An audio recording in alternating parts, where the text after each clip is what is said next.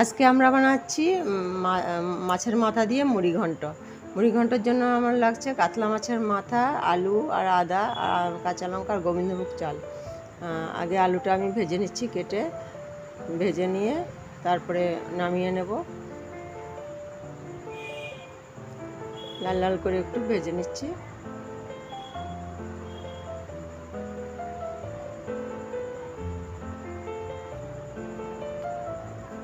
নামিয়ে নিচ্ছি, আলুটা ভাজা হয়ে গেছে।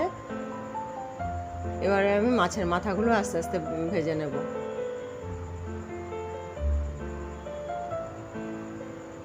এটা কাতলা মাছের মাথা, আপনারা রুই মাছের মাথা দিয়েও করতে পারেন, অসুবিধা নেই।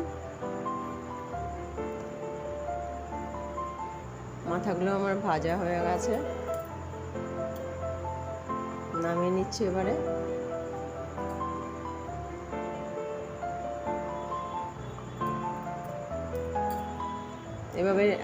এবারে একটু তেল দিয়ে দিলাম, দিয়ে তেজপাতাটা একটু ভেজে তুলে নিলাম। কেন কি গোবিন্দভোগ চালটা ভাজতে গেলে ভাজাটা ছিটে পড়ে যাবে।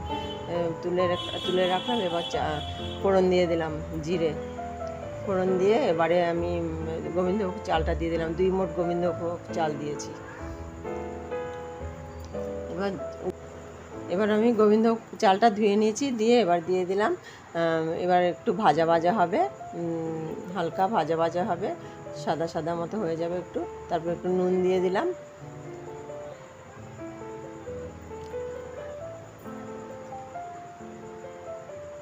এবার একটু হলুদ দিয়ে দিলাম।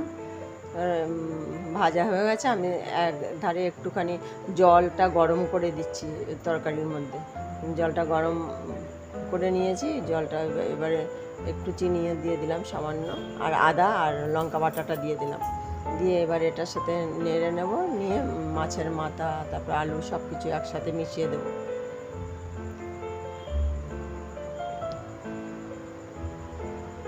একটু গরম জল দিয়ে দিলাম, দিয়ে এবার ওইগুলো দিয়ে দেবো। নেড়ে চেড়ে এবার গরম জল দিয়ে দেবো তার মধ্যে।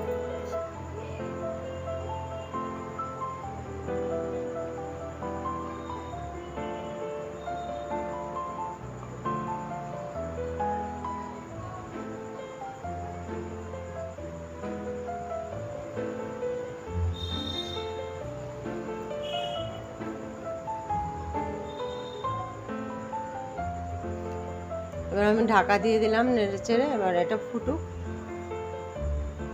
আলুটা সেদ্ধ হয়ে যাক। সেদ্ধ হয়ে এসছে দেখি, তারপরে লাগলে আবার আরেকবার ঢাকা দিয়ে দেবো। আবার ঢাকা দিয়ে দিলাম।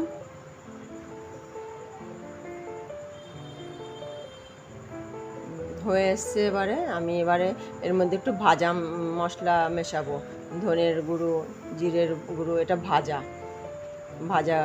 গুঁড়ো, আর একটু গোলমরিচের গুঁড়ো মিশিয়ে দেবো। এবার জিরের গুঁড়ো, একটু ধনের গুঁড়ো আর একটু গোলমরিচের গুঁড়ো মেশাবো। কেননা মাছের মধ্যে অনেক সময় কাদা টাদার একটা মাটির গন্ধ আসে, সেই জন্য একটু দিয়ে। এবার গরম মশলার গুঁড়োও সাথে দিয়ে দিলাম, দিয়ে এবার নামিয়ে নেব।